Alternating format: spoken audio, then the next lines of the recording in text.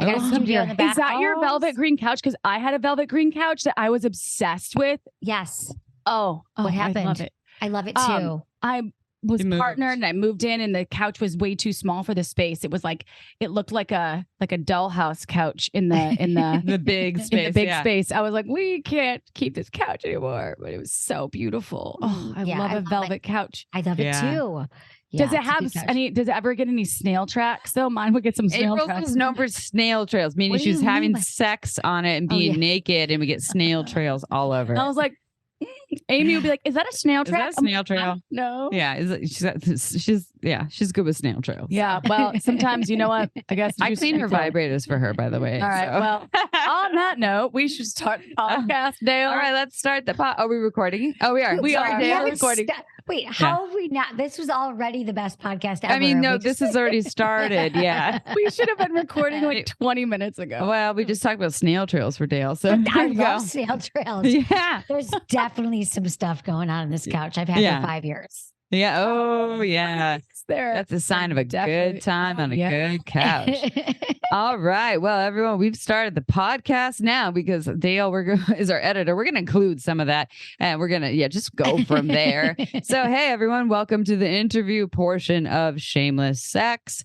We are here with, oh my God, how do I even introduce this? It's like one of those like the credentials for a queen that like Duchess of York, Queen of the Umbra. I don't know. Like I all like of that. Things I could come up with probably 15 different things. I mean, Amy, I'll let you take it though. We would say like repeat guest, Dr. Emily Morse, but also we have to say Shameless Sex is inspiration for being who we are, for our podcast, for all of our growth within this realm. One of my biggest crushes ever, because when you had your show on Bravo, I was like in love with you. But oh my God, I got to actually touch and be touched by Emily in a sex and relationship coaching training because we were in the same training. And Emily's the one that told me that she didn't feel anything erotic when I was touching her. And then I was like, oh, this is okay. Oh yeah, this is just touching with presence. And then there's a difference between that and bringing in eroticism. Anyways, we talk about that on a different episode. We're not going to elaborate on that. So sorry, April, I win, but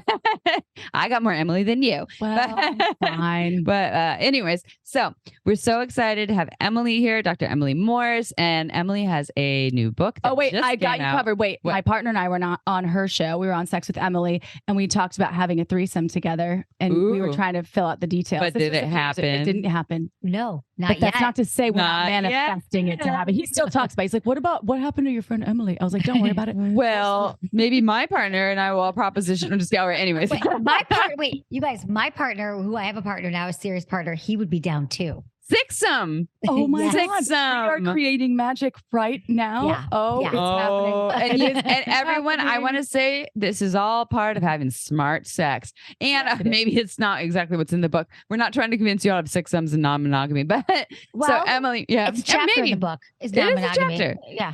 So smart sex, how to boost your sex IQ and own your pleasure. Dr. Emily Morse, we're so happy to have you here. And even though our listeners heard a little bit about you in the bio and then us basically like trying to like lick your pussy on air. How can you tell us how you got to where you are today in the field of sexuality? Yes. Hi, I love it. We do not hang out nearly enough. Oh my God. Okay. So I got started in the field of sexuality because I was having sex that was very disappointing, not a good time. Faking orgasms. I was 35 years old and I had nowhere to go for any sex information. And while I was doing other things, I was working in politics in San Francisco for a long time. I made a film about politics. And then I realized after that, I really wanted to do a documentary about sex. So I started talking in 2003. I started doing a documentary called Searching for Sex in San Francisco. And I started talking to everybody about their sex life. Anyway, podcasting came around in 2005. And I realized I could do a podcast and interview people about their sex lives without cameras because there's a certain anonymity to it. As you know, people will open up.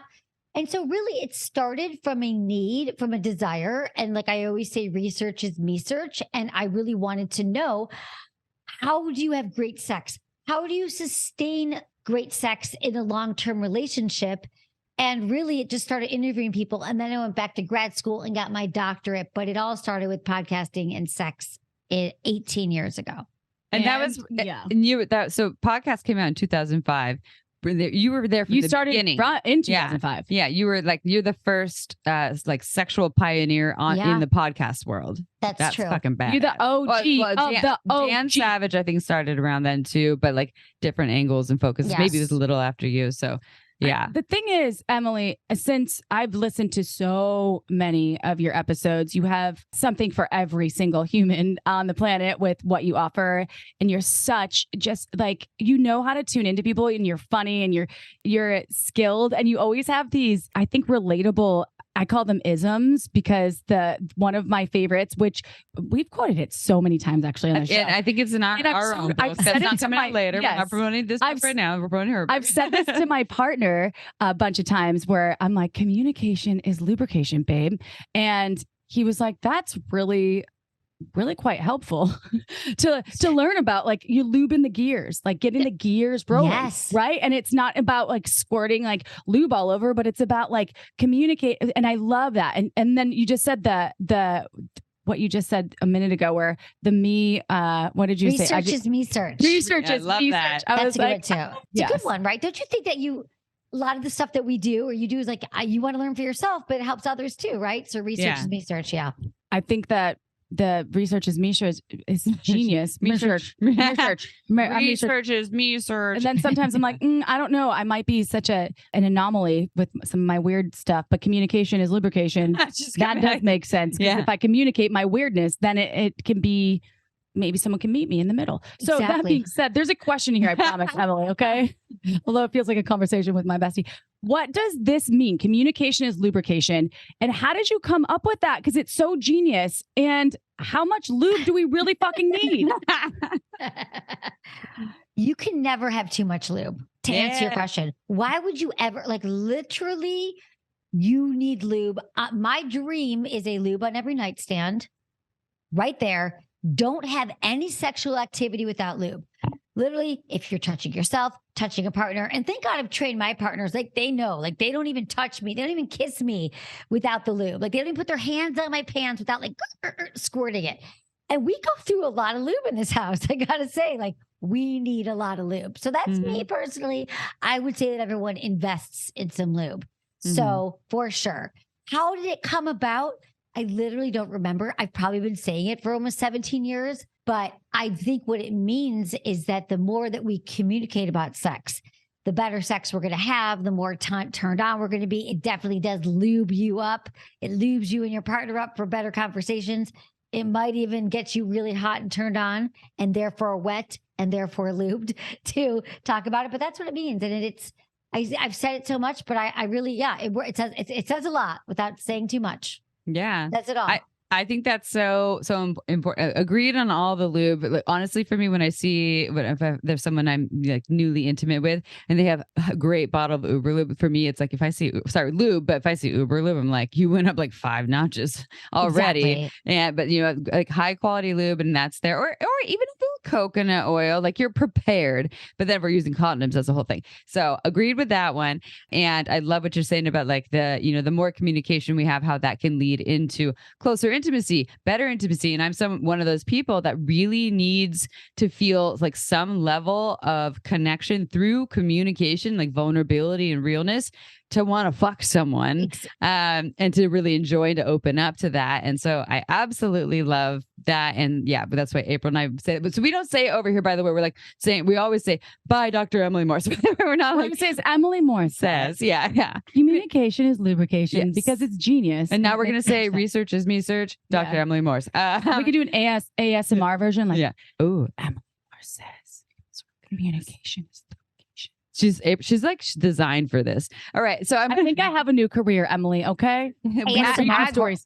Yeah. Yes. Add that to many things that you're doing. We don't have time for that. Okay. Anyway, so I want to talk. So coming to your book, Smart Sex, and I want to talk about the sex IQ. And I was actually talking to someone the other day about IQ tests. Okay. And I don't think I've ever done one. I don't know if they're still done. So I actually don't exactly know how they work. They are. I've done one. Okay. And I'm sure you're fucking smart as fuck. I'm 121. Okay. Ooh. I don't know what that means. So I don't know on the sex IQ yet. Yes. So that's what the question is, what is a sex IQ? How do I know what my sex IQ is? Multiple questions, by the way. How do I know what my sex IQ is? And what if can I fail the sex IQ test? No. Okay. Just even knowing, just even being interested in sex IQ means that you have a higher sex IQ than most. I did not want people to have a number where they felt that they could like be like dumber, because my book is Smart Sex. So I don't want anyone to feel dumb. It's basically a journey. And it's really just like, how well do you communicate about sex? Do you know about sex? So sex IQ came about in this way. It's basically sex IQ is a way of being conscious and intentional, just really about your sex life. It's like being conscious, intentional, and understanding that our sex is so much more than a quick fix. And so by evolving your sex IQ, you're going to be able to tune in to what's actually happening in your body and understand your desires, your turn-ons, what feels good to you. It's sort of a multi-leveled way of working with sex. And I think as you guys can relate, because I know you guys help so many of your listeners, what I realized after almost 2 decades, I was writing the book. I'm like, okay, anal sex chapter. Here's my best anal tips. Oral sex chapter, best oral tips. And then I was like, I can do that. And I've been talking about it on the podcast, but people, and you probably find this, they want a quick fix when it comes to sex. What is the next thing I can do? And I can do it. You guys can do it. I can tell you the right toy, the right lube, the best sex position, the best way to have conversation. But that's just the next step. This is more of a sex IQ is a holistic view of your sex life and understanding. And I created the 5 pillars of sex IQ so people will understand that all of these factors go into having healthy sex. It's not just one thing. It's not about how great you feel it's not about like your confidence only. It's not only about how well you communicate, but that's one of them. But they all tie into each other.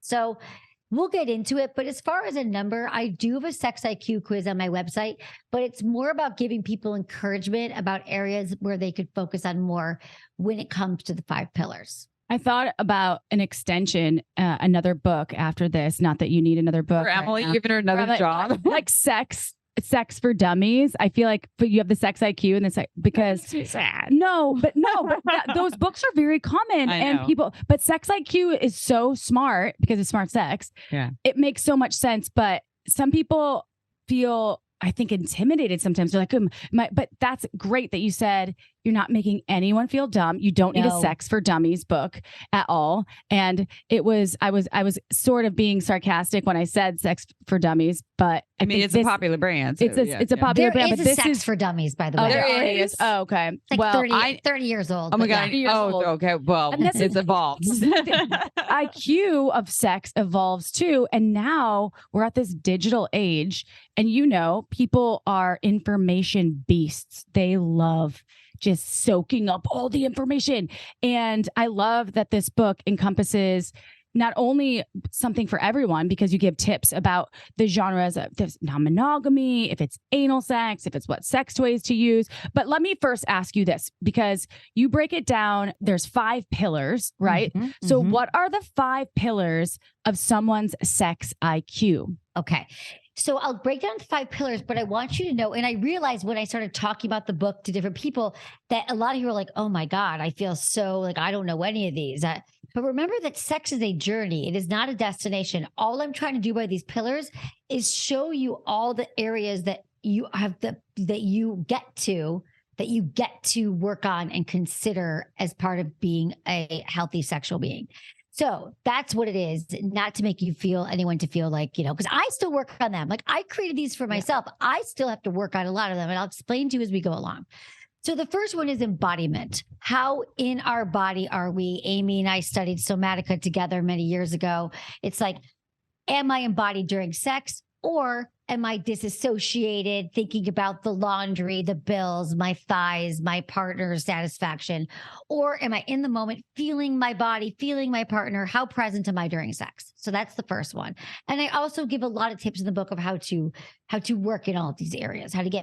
Could you wear an Apple Watch and see your BPMs as you're banging? Would that help? That seems pretty heady to me already. That's something that I would do. I'd be like, oh wait, we need to work it up to 179. Wait, no, I'm just kidding. That's a pretty goal oriented. distraction. That's there you go. There you go. You are disassociated. So, no, April, no. Damn it. But I wish you could. I wish you could measure this sex stuff. Okay, so the second one is health. And that's your mental health and your physical health, your overall health and well-being. For example, am I moving my body? Am I getting enough exercise? Because exercise gives you blood flow. When you have more blood flow, you have more erections and more orgasms. It's all related. Your mental health. Are you in therapy? Have you dealt with any sexual traumas? Are you aware that if you're on any medications like an antidepressant or the birth control pill, that it can impact your sex life, therefore your sex IQ? So it's really just having knowledge of like the foods you eat, your exercise, your mental and physical health. That's the second pillar. So like hormones, and I talk a lot about that in the book. The third pillar is self-knowledge. And this is, how well do I know myself as a sexual being? Do I know my turn-ons? Do I know what I'm into? Do I know what's worked in the past? Do I know my fantasies? And am I okay expressing them? Like, have I been paying attention to my own sexual desires? Then we have self-acceptance. And this is really the confidence piece. Do I accept my body, how it is in the bedroom today? Am I okay with this body shape? Do I accept my experience level till today? Or am I worried about how I look? Am I worried that my partner has more experience than I am? And then the fifth one is collaboration. And that's really communication. How well do I communicate with a partner? Do I talk about sex? Do I talk about my needs, my turn-ons? Does my partner talk to me about it? Are we able to communicate in a healthy way so we both have more pleasure? So wait, the fifth one you said was communication? Collaboration. Collaboration. Okay, collaboration. But it really is communication. Yeah. Okay, collaboration. Okay, cool. Because we were actually over here, like we're going to ask you for examples about these with like tips and tricks, and we want to get it in the same order of what you said, and what we wrote down was incorrect. So we're writing those down and making sure they're right. So we got embodiment, health, self-knowledge, self-acceptance, collaboration. Right? Yes. Nailed it. Nailed it. Okay, cool. Love it already. Everyone listening, you love it. All right. Are you ready? Because if you're feeling intimidated, don't worry. We're going to ask for some tips and tricks. We're going to up your sex IQ. Here we go. Here we go. And already, if you want to update your sex IQ, you can also buy the book. But here's some teasers. So let's see. We're going to invite you, Ms. Dr. Emily Morse, whom we loved. Can you help our listeners learn, and us too, actually, because selfishly we'd like these, to learn just a few tips and tricks on how folks can access some of the, each of these pillars. And we can go one by one to have smarter, hotter sex. So let's start with embodiment. Like, what are like a couple tools there for embodiment? And then we'll go from there to the next ones. Okay. A couple tools for what really works is breathing. Just breathing during sex. If you find yourself getting distracted and you're worried about other things, when you take a few deep breaths I love breathing with my partner. Like sometimes the sex gets going and I'll be like, what happened? Where are we? How am I naked already? I'll be like, let's rewind and reset. And then I breathe. And then I become much more present and focused. Eye contact helps with that as well. And I would say also that your senses, paying attention to the senses in the room, like all five senses, helps you become more bodied and more present. That's just some things like, what am I, again, and this is for people who, I get this a lot, like, why can't I focus during sex? It's like, what am I seeing? I'm looking at my partner's hot body. What am I smelling? I'm smelling this like vanilla scented massage candle. What am I touching? My hands or my partner's hot body. Well, when you focus on all five senses, you have to be present and embodied. You just, and now you might go off of it again, but this is the practice. I don't think you stay embodied ever. You're not fully embodied, but it's a practice. The more and then you bring yourself back, and then you go in your head, and then you bring yourself back. So I think if you're fully embodied, you would like misread the whole outside world often, or like maybe not misread, but if I was like fully always in my body, all my senses, I might miss out on certain aspects of connecting or with the outside world. Exactly. I guess I'm connecting with my senses, but there's some. But then it's just yours. You're not aware of like the energy is a big. There's something good about the back and forth and in and out thing that I think is super natural, right? Exactly. So you go because that's why also I don't want people to feel like I could never do that. Even if you just remember to do it during sex once or twice, and you bring yourself back, you are on the journey of becoming more embodied. And I think knowing that you're not embodied is also part of it. I'm not embodied. What could I do quickly to get back, to breathe, to make eye contact, to feel my partner's energy, to feel connected? Mm-hmm. Yeah. And that's not looking at your Apple Watch, everyone, to check your BPMs. Yeah. Sorry, like, April. My heart rate is dropping. Now I'm going to pump harder. I'm going to thrust heavier. So or even the thought of like, I want to look at my Apple Watch. Oh, now I'm not embodied just for having that thought. So I'm going to come back to the touch. Embodiment, and let me know, Emily, if you think this is correct, but being embodied also means turning off your devices and getting away from the screens. Like sometimes it could be, you could just be in the moment and maybe something's playing on the background, like a display of like, there might be some fucking football game. I don't know. Who knows? Or soccer or whatever. I hope not. I hope not too. However, it happens and people get distracted or they're maybe on a lunch break. Who knows? I think screen time being off would be helpful for embodiment. What do you think? Turn off your screen time, turn off the TV, leave your phone outside the bedroom. For sure. I mean, this is all about, a lot of us are so disconnected from our bodies right during sex. So whatever you can do, whatever distracts you in day-to-day life, do it, get rid of it. Like make the bed, clean sheets, get the laundry out of there, find a new room to have sex in that's just for sleeping and for sex. But absolutely, always turn off your screens, get them out of the bedroom, turn off the TV if that gets you distracted. Make sure, and that's part of self-knowledge, which we'll get to, but like knowing, like I know if certain things are happening in the environment, I will not have great sex. If it's loud, if the sheets are messy, if it's freezing, if it's, I haven't showered yet, or my partner, like there's just certain things. So yeah. And then when you can kind of remove all the obstacles, like essentially sexual intelligence, sex IQ helps people sort of, I don't love this word, but like hack their sex life and figure out, because it's such a mystery. Like the reason why I created this is because people don't know. They're like, why am I turned on today and not yesterday? What's going to get me in the mood? I have no idea. So if you circle through these 5 pillars, you can be like, oh, I haven't collaborated with my partner in a while. I realize I'm resenting him. Or, oh, I've been really distracted, right? So you can kind of work in all of them and be like, what needs to happen?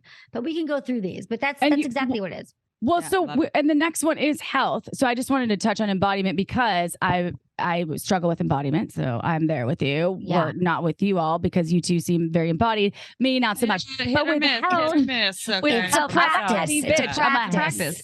Yeah. It's an in and out thing. Like even in sex for me, it's like there. And then sometimes I have to do like, take a breath, or I'm like, can you spank my ass right now? Because I'm not present. And that helps me to go into presence. So like, I'm not perfect for sure. Such a great tip. Like, I love that. Like, that's why that's why BDSM is so great for people who are distracted. Any kind of kink play, tie me up, spank me, do something drastic. You got my attention. I think because I'm so ADHD, that's why it probably like snaps me into that's it. Place. Like I'm like, oh yeah, I need having a partner saying, "Look me in the eyes right now. Tell me that you're a bad little girl," or something like that. Exactly. Like, or how much you want my cock, and I'm like, present.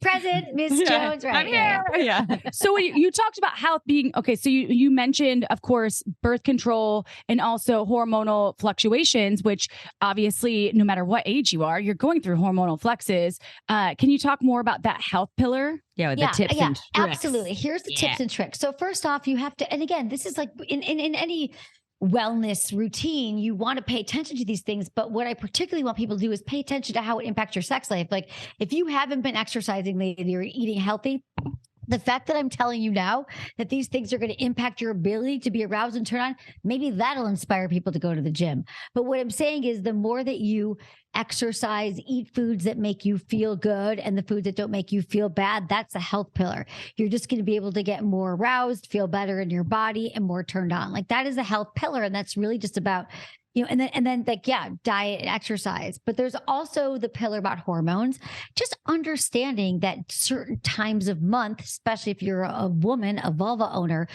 you're going to be more turned on, more wet at different parts of your cycle. So just being, having bodily wisdom is part of it. And our hormones do change with the pill after you have a baby, perimenopause, all of these areas of your life, just understanding that. That's sort of the health portion. And then there's the mental health part of it, which is, if you do suffer from like, you've had a trauma, any trauma, but let's say in particular, you've had a sexual trauma and you haven't gone to therapy and you haven't worked on it with a trauma-informed therapist, it is very likely going to impact your ability to have healthier, pleasurable sex. Because this is all about enhancing our pleasure, right? So I think I'm pointing this out because, again, after almost 2 decades, I know that people are shocked all the time that what they eat, how they move is going to impact their sex life. People every day are like, my birth control pill could impact my sex drive or my SSRI. My trauma that happened 30 years ago is still impacting me. Not for everybody, but for many people, if we don't work on these things, it's going to keep us from having the pleasure we want. Yeah. Well, and everything's connected, right? Like I think we, for some reason, or a lot of folks, including myself, I feel like I was taught that everything's different. You have your sexuality, and that's your genitals. And then you have your emotional health, and that's your brain. And then you have all these different things, your physical health, that's your body, but not your pussy or your cock or your ass. And in fact, they're all connected, including our internal organs, that while you might not think that your liver and kidneys are connected to your genitals, they are. They're also connected to your cognition and your brain. Like there's all of these different things. It's all related. And also, but because I think what a lot of we're taught in sex education, even in comprehensive sex education, is still not pleasure-based. So of course, it's not gonna be like, just so you know, if you have a strong body, liver, kidneys, and mental health, you can have better sex. Like they're not saying that when we're 16. So we have to go. Which they need to. Yeah, they should. So, but that's why we have your book. And while I think we have to say on our podcast, probably yours, you have to be 18 up to listen. I mean, maybe you can't say this, but I'm going to say, I don't know, maybe gift Emily's book to like a 16-year-old because it'd be really helpful. But that's just me. Blah, blah, blah. Okay. Moving on. Should. Yeah, I think you should. Okay, she said it too. She agrees. Cool. Okay. Self-knowledge, tips and tricks around this one. This is number 3. Okay. So self-knowledge is really about thinking about yourself. Who are you sexually? What turns you on? I have my yes, no, maybe list on the site, which you guys know all about, which is helpful. We have that in our book too. So we did not copy you, just so you know. I don't care. I can't wait to see your book. What's your book called? Oh, we're not promoting it today. We're talking about smart sex. I love you girls. I'm just making it clear so that when you actually read it, we didn't copy you. I don't think you guys are so loving and supportive, and I don't feel that at all. Yeah. So self-knowledge is, your yes, no, maybe list. Do you know what turns you on? What feels good? Do you have healthy conversations with your partner? Do you ever think about, it's kind of like your sexual history too. Like, what is your sexual history? How have you had orgasms in the past? How has your sex life been? So I definitely have tips in the book for kind of going through those things and understanding your desire style. There's actually a 6-point, I think it's 6 questions. Like, do you know when you get turned on? Is it when you have a conversation with your partner? Like we were talking about that. Like, are you more of a sapiosexual? Do you need to be do something adrenaline pumping? Do you need to do something together where you're creating something? What needs to happen? What is the requirement that needs to happen for you to be in the mood for sex, to feel sexually satisfied? So I have a lot of tips in the book for people to do their own exploration, because I think, again, we don't really pay attention to it. We just have siloed sex into this thing where we're like, I'm going to close my eyes in the dark and hope for the best when it comes to sex. We don't really know. So I want people to really know that we have the power. We know what's going on if we really take the time to pay attention. So that's really what self-knowledge is. And that will help inform us and our partners, what we're going to require to have great sex, what we need. Also, Emily, it's important to state that knowledge can change. The self-awareness can change. And that's what I always almost identified myself as a specific way sexually. I was like, I like this, and I don't like this. And then 10 years, 5 months, 2 hours goes by sometimes. And I'm like, wait, it's going to change maybe tomorrow. not. Yeah. So it's like the sexual self-knowledge is so important, but you have to check in with yourself and your partners, right? I mean, I love that you're saying that. Yeah. I love it so because important. it changes. And I think that's one of it is that I love that you brought this up. That's such a huge point that we change what we want. I say this all the time, what I wanted last week isn't necessarily what I wanted, which is why ongoing consent is so important.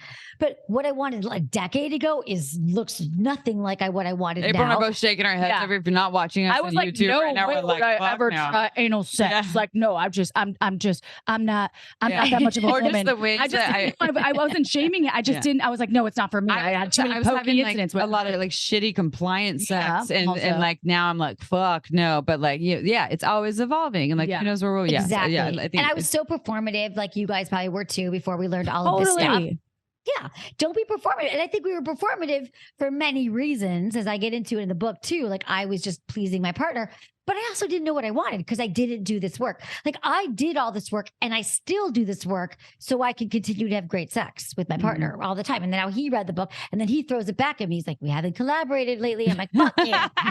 See, that's what love that. I just was like, thinking about this last night about my partner and our like sexual menus, the yeses and nos and the maybes, and that on a collective basis, maybe every month or something. If you have the spaciousness, it can be fun. But that being said, there is a level of number 4, with the 4th pillar is self-acceptance, which I know you have tips and tricks on, which we've touched on, because all of these are they all sort of, I think, bleed onto each other, for lack of a better way to say it. But yeah, they paint on each other. I like a Bob Ross painting. Yeah. They're all related. Yeah. They're all related and they're all going to contribute. So self-acceptance is like, it's such a big one because confidence, and I'm convinced confidence is not a place that you arrive. Confidence is a daily practice. Am I confident? At least for many people. And for me, sometimes like, do I feel good today? Am I hating my body? Listen, if we are walking around all day, not liking our body, I don't like my thighs, I don't like my boobs. And then we wonder why we get into the bedroom and we can't be turned on and aroused, and we want the lights off and all the things. So really, even body neutrality, I'm not even saying we have to learn to love our body, but accepting our body. And so I have a lot of practices in the book for that, which you guys probably talk about too, like looking in the mirror, writing positive affirmations. The reason why we talk about that stuff is because it works. It actually does work to reprogram our brains from all of the toxic thoughts and negativity that we might have been telling ourselves about our bodies. So do I accept my body where it is today so I can that I'm a sexual being and my partner it doesn't matter what my partner thinks because I feel good in my body. So that's really part of it. And do I accept my history, my sexual history? Right? Like, am I okay with my past? If I feel like I haven't had enough experience or too much experience, like, am I present with who I am today as a sexual being? That's self-acceptance.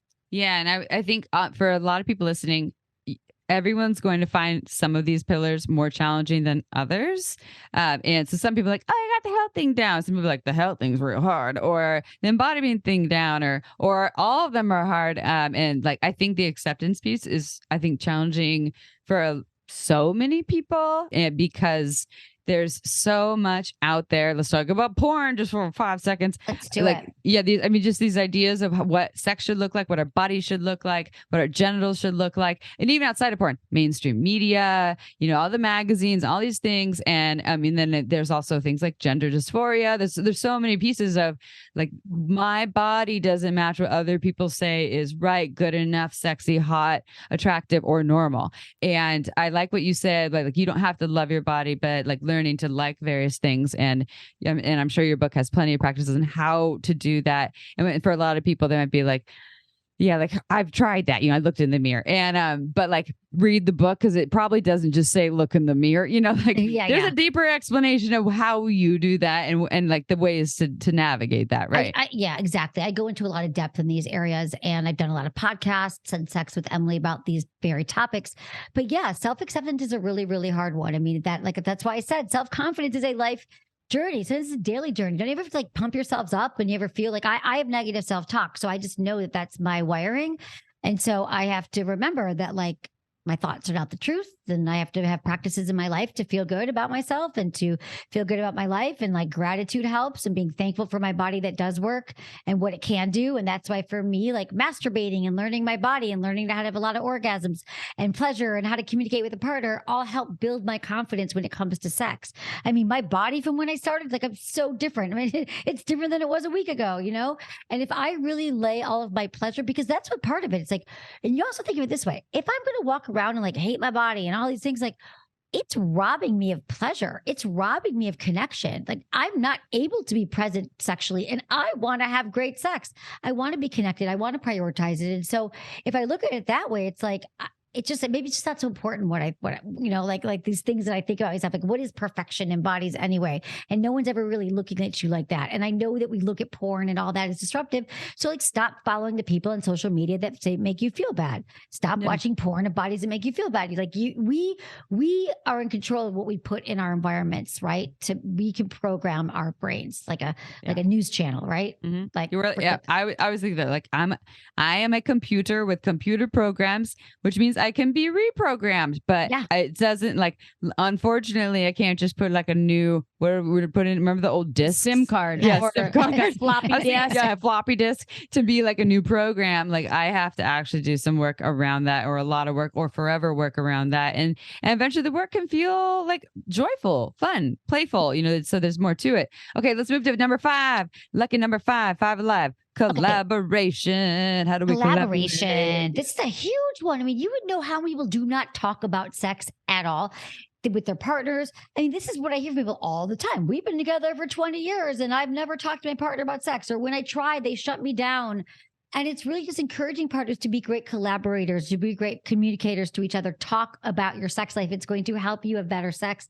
I have a lot of scripts in the book for couples because I realize that people, like, finally, after people listen to the podcast, like, they're like, okay, I get it. But what do I actually say?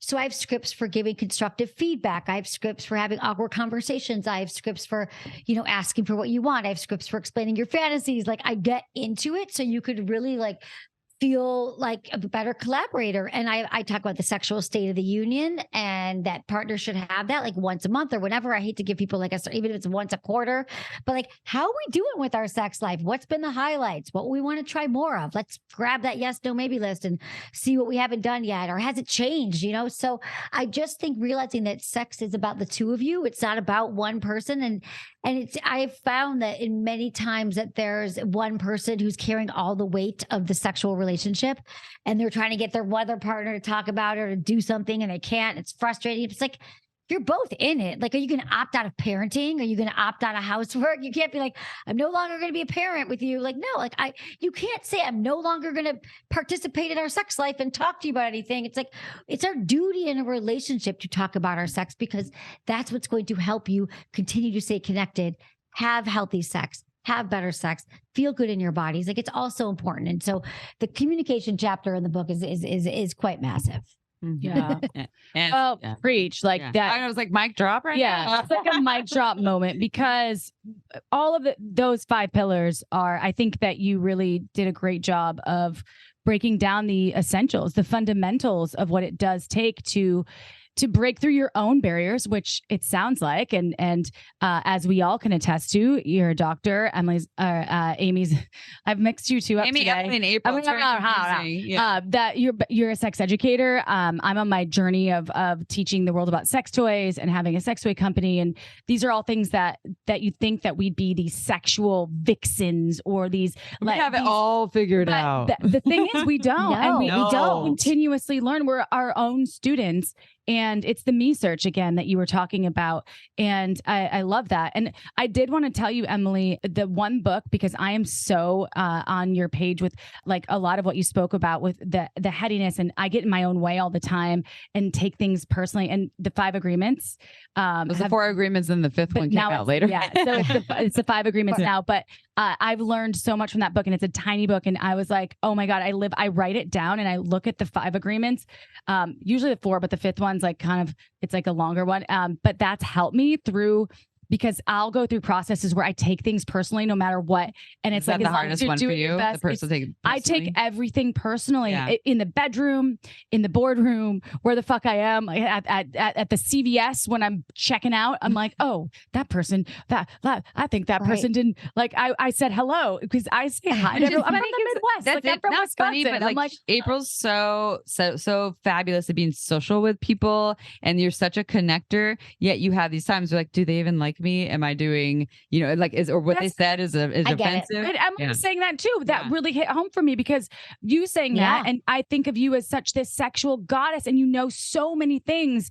And I love that you are so vulnerable to speak about how you have difficulties in your own sexual realm. And thank you for sharing that. Thank you. I do not. And I actually get from people like, oh, you must know it all. I'm like, no, I work on this all the time. Even my boyfriend's like, well, now that we're driving right now, this is what you always say is the best time to have a sex talk. Like he had a full on sex talk with me. I was like, oh, Jesus. He's like, damn it. I trained him so well. I did. And so what I'm saying is I never want people to put me on that pedestal at all, because what I'm saying is it takes work, just like anything, like your health routine. Like sometimes you go to the gym every week and sometimes you don't go for a while. Like it's same thing with your sex life.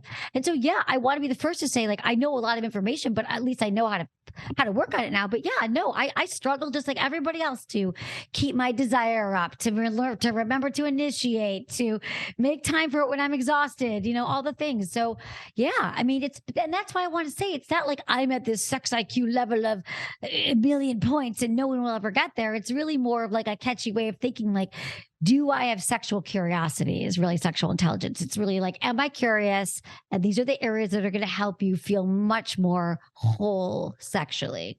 Yes. I think we need 2 hours or 3 hours. Emily. I'm like, no, I don't. Well, we get to hang out with him in person. We already planned a date all together for next month. Yes, we have a date. So, and I totally agree with everything that you said about that. I mean, the journey. And I think that, I love your realness. And I do think there are humans out there, I'm not going to say names, but they claim to know everything. And they are in the sex education field, or they are in the sexual, or sorry, not health, but health field, or the wellness field. The people that like, I know everything. I'm the guru. This is the way you do it. And this is the only way.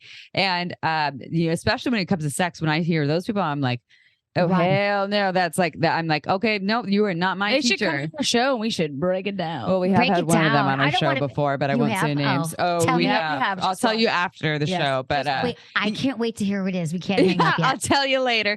But so just for other people listening right now, you listen to Shameless Sex, you listen to Sex with Emily, you read Emily's book. Knowing, and Emily's being honest about this, and so are we, is like, no one should ever claim to know everything. Yes, we can be maybe experts or specialists or more knowledgeable because we've dedicated more time in learning or practicing. And even our approaches of what we learn and practice might be different from someone else who's a specialist. Who has arguments in her relationship, right? And she's a relationship expert to the fullest. So I guess what you're saying is it's not, and we don't know everything. We don't know what people's experiences are in their relationships, but also I think what we're saying is like, we're also human and we have the same struggles. And like, it's not like every time we go into the bedroom, we're like, all right, it's a god, like I'm swinging from the rafters and all these things are happening. No, it's like, we are real people with the real struggles around sex, but we might know how to like troubleshoot it now, but it doesn't mean by any means that we are we know it all and do it all every time. So yeah, totally. I love that. And that's why I love you and your podcast. And I just love, anyways, we will get, so I have one more question before we learn more about where we can buy your book and how people can listen to Sex with Emily and all the things. And it's because I read this in your book and I just want to know more about this. So what's a pleasure thief, and are they trying to steal my pirate's booty? A pleasure thief. They might try to see your booty's pleasure. So there's all these things. So my book is really all about pleasure. It's that pleasure is productive. The more pleasure we have in our life and the more we make time for pleasure, we're actually going to have better, happier, more fulfilling lives. But we put pleasure on the back burner. We think we don't deserve it. We think we have to check everything off the list before we can have pleasure. And I'm not even just talking about sexual pleasure. I'm talking about any pleasure, like hanging out with friends, going to a shower head party, going for a walk, going to whatever, right? Like those things. So anyway, what I realized is the problem is like also to give people a sex book. It felt very irresponsible in Smart Sex to just say like, go for it, have great sex, when I realized that there are these pleasure blocks and the things that are stealing your pleasure, the pleasure thieves. And there are 3 areas I identified in the book, and I kind of break them down a lot more.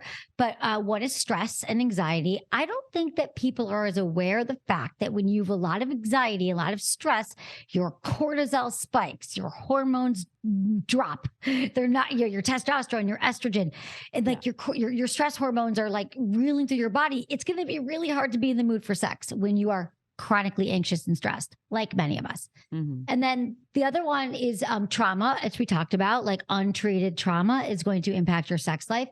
And then shame. I mean, shame is a huge one. I mean, shame is like, I would say, one of the most challenging, insidious pleasure thieves that we don't really realize. And that's culturally, religiously, feeling bad for feeling sexual because of early messaging or messaging from a partner.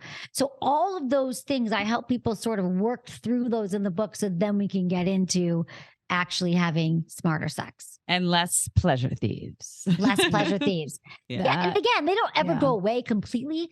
Nothing does. I think I want to normalize that too. It's not like you're like, my shame's got me. Maybe shame can get a lot smaller, but just recognizing it and like, what can I do to manage it? How can I manage this stuff? Here's new shame. I feel all clear. And then all of a sudden someone made some comment about the fact that I farted during sex and now I'm super nervous about my ass.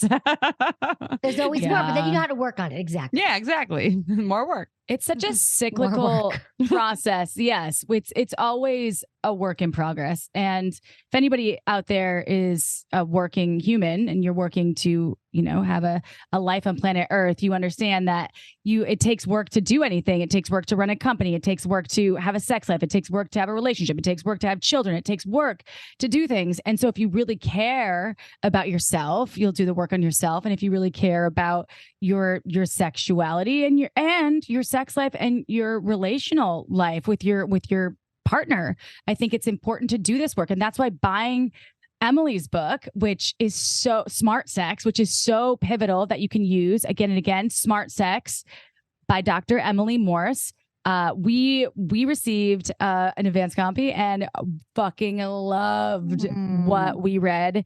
So great. You are really, you're just changing. I was a MasterClass subscriber when MasterClass was a thing during 2020. And when I saw, I took your MasterClass because I love you so much. And I was like, I just want to see, and everything that you said was so pivotal to, I think, where all of us that are educators on this planet, that sex educators and beyond, want to be. And I think that you really are embodying that. And you said, I want folks to talk about sex like they talk about the weather. And I'll never forget that. I'll always remember that because I think that's what you're doing. And you've done it well, Emily. And congratulations on this book. Yeah. To everyone, regardless of your gender, your orientation, the type of sex you're having, if you're not having sex, if you're not in, like, there's so many things. You do, like, I'm a person. I'm not trying to say what you should do. So that was, thank you also. Yeah. Amy's like so good about, like, we're like, we love you. Yeah, I love you guys. You're just the best. So your book is obviously available anywhere. However, where can people buy it? Where would you prefer they buy it? How can they find your podcast if you have it? And it's everywhere. Oh, yeah. Also, your social handles and any other things that you'd like to share. You want to come with us on our retreat to Costa Rica? Hey. Yes. That'd be awesome. Yes. I do want to go to Costa Rica. When? Oh my God. No, we'll talk about it after the show. Yeah. Okay. November. Yeah. Sexwithemily.com is where you find everything. We have a lot of free downloadable guides. We've got the yes, no, maybe list. We have all the things. Sexwithemily.com. My podcast, Sex with Emily, comes out twice a week on all the podcast platforms, wherever you get podcasts. And my book is Smart Sex. You can buy it on Amazon, wherever you buy your books. It really helps to buy it from indie bookstores, though. And if you click on the link on my website, you can find it there. What else? We have a sex IQ quiz. And I have a new shop that I just launched on my website where it's sort of a curated small little shop that just has some of my favorite things and toys and sex accessories and all the things. And it has Hot Octopus and has Uber Lube and all the things we love. Just so you know. Sexwithemily.com, right? Yeah, sexwithemily.com. You're pretty easy to find, but just everyone super easy to find. Sex with Emily, you'll find all the things. She's got all the check marks, everyone. Yeah. She's legit. And you put out great content every week, almost every day, really. I'm always wondering when Emily sleeps. I'm like, Emily sleeps. She's always like, you're out there. You're doing fantastic things. So thank you. Right back at you. Yeah. Thank you, Emily. We just love you. We're going to see you in LA. And everyone go check out Sex with Emily. Buy her book. It is amazing. Smart Sex by Dr. Emily Morse. And wow, I don't even know what to say. I'm so like, this is just like full circle because Emily is one of my favorite humans. So thank you. I love you, Emily. I love all of our Shameless Sex listeners. Love you so much. Thank you for being part of this Shameless Sex revolution. And go ahead, give us some ratings. Give us 5 stars.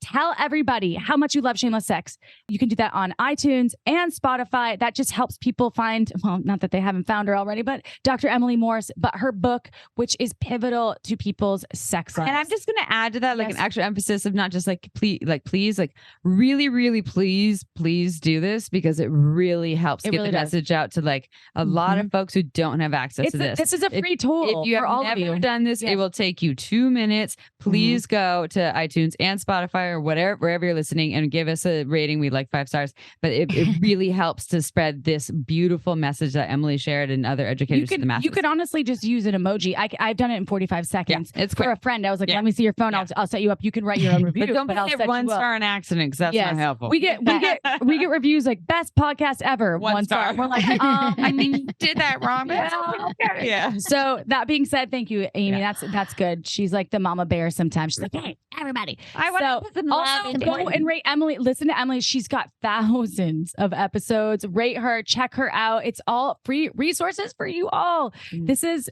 us trying to help everyone else have great sex. And we'll do the same in return. Okay. Promise. On a daily basis, we try. All right, y'all. We'll see you next Tuesday. Ciao for now.